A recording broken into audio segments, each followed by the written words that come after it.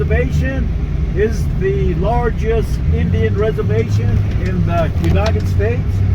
It's over 27,000 square miles. Oh, that's awesome. It's about as big as the state of West Virginia. The Navajo Indian Reservation also has a tribal population of just about over 300,000 people. Out of that population, about 200,000 of its people live on the reservation, mainly the older people, and over 90,000 of its people live outside the reservation, anywhere across the United States. Also, the Navajo Nation tribal government was established in 1923 to meet the increasing interest of the American oil companies to lease Navajo land for exploration.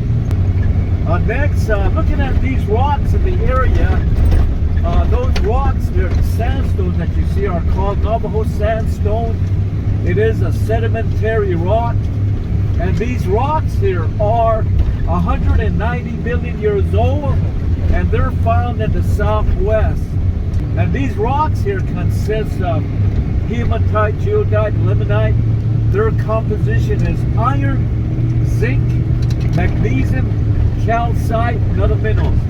The iron oxide is what gives these rocks that reddish orange or pinkish color, but sandstone can also be tan, brown, yellow, white, and green. All the canyons and slot canyons in the area, they have been formed primarily by the flash floodwaters. The flash floodwaters had cut and carved a passageway through these sandstones to create the canyons and slot canyons in the area. And it took a course of several millions of years for the flash flood or stream to form a slot canyon. A slot canyon is a narrow canyon formed by the wear of rushing water through the rocks. The floods erode deep channels into the earth or ground.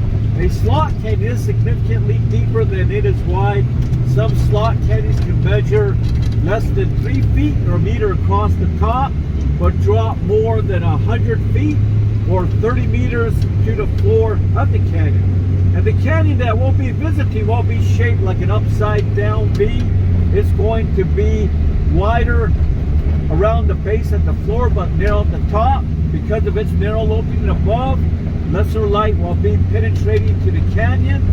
Some places will be much more darker than other areas, depending on how much openage is above the canyon at that certain location that we'll be at. The name of this dried up riverbed that we're driving onto the canyon is called the Antelope Wash, and it begins 30 miles to the southeast in that direction, and it runs northward downstream to the Upper Antelope Canyon. After the Upper Antelope Canyon, it continues downstream through this area, makes its way to the lower. We get a flash flood occurrence in this wash, we could have about 1 to 2 feet of water across this opening. As you can see, there's not much vegetation or plant growth in this wash here to hold back the water. Because of this, much of the water will make its way to the lake to drain.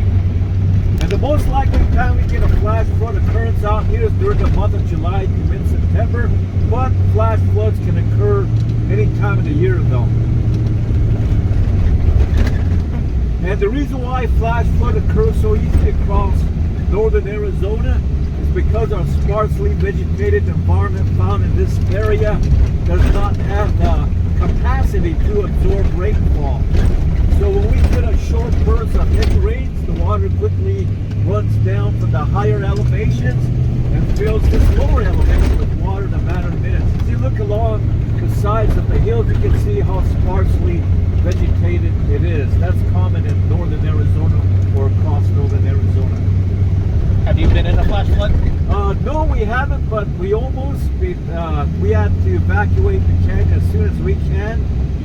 Yeah, we were in the canyon when the flash flood was beginning. We got caught in a storm by surprise. It was raining hard and the water was running down from the cliffs, and the water was beginning to enter into the canyon. So we had to turn around, load up people up into the vehicles, and just make our way directly out of the canyon. That's happened to us maybe twice.